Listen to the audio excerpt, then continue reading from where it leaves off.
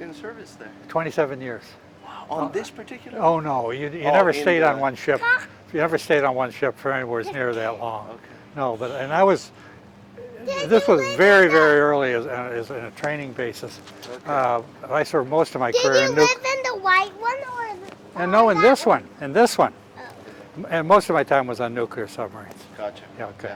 Yeah. We'd switched to nuclear by that point. Oh, in the mids, 64, 65, there was a big struggle, contention in the submarine force. You know, there was a lot of, what do we need these nukes for? We won World War II with these things.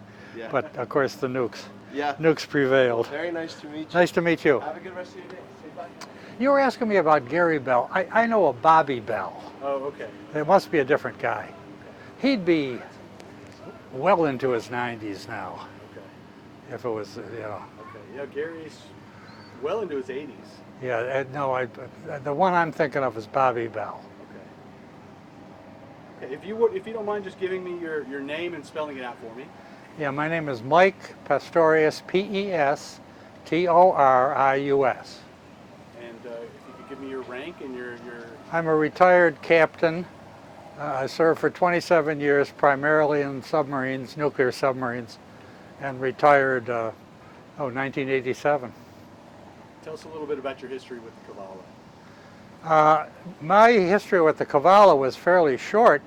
I was on the USS Dace SSN 607, but when you qualified for command, you had to go ride another submarine and participate in training exercises. And so I did on the Cavalla.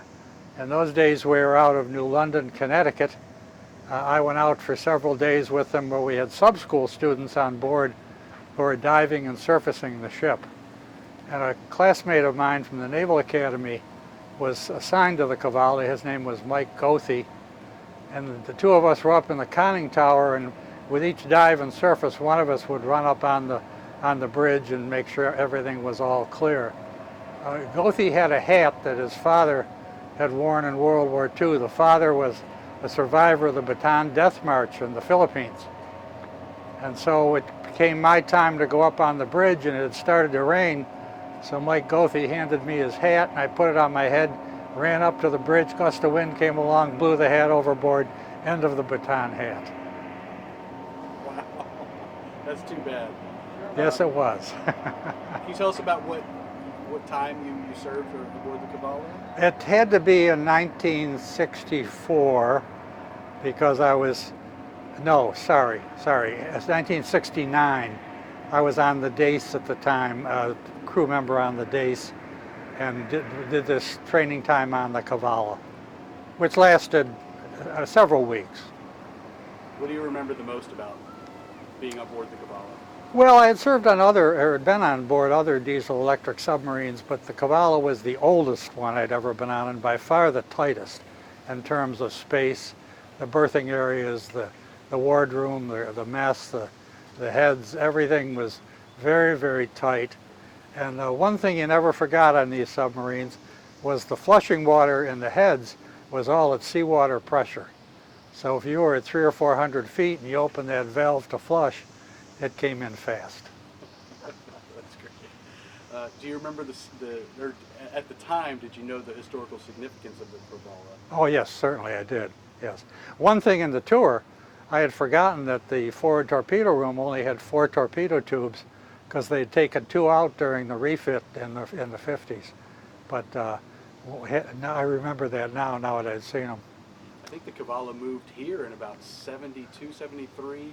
I think that's correct, so you yes. might have been one of the last classes to be on that boat. It might have been, and then of course the new Cavalla, the 639, the nuclear submarine came along, yes. Ask him what he knows about torpedoes. Yeah, tell us a little bit about torpedoes. Well, I was pleased to see that you had the loadout of the Mark 14, which was once they got the torpedo problems figured out in World War II, and that wasn't until 1943. They had the 14s, but then they slowly introduced the electric fish, the 18 and the 27, and the 27 was an acoustic homing torpedo, and they were developed, the acoustic homing part was developed at the Harvard Underwater Sound Lab, and the head of that was a guy named Frederick Vinton Hunt. And in 1960, 61, he was my supervisor at Harvard when I was studying in that lab. Wow. Is there, what brings you to the museum today? Well, we live in Austin, so we came down to Galveston just for a couple of days getaway. But I definitely wanted to come out to the museum and especially see the Cavalla. That's great. Do you have a lot of friends that are still, that you keep in touch with from the Cavalla or any other? Well, unfortunately, I'm at an age when my friends are dying fast. So among the people who actually served, no, I think they're all gone at this point. The ones I remember, yes. And how do you feel just being in her presence now? Well, it's almost spooky in a way to go back and realize again the extreme tightness of it. Go back in the maneuvering, look at where you shifted the engines and the electric power around.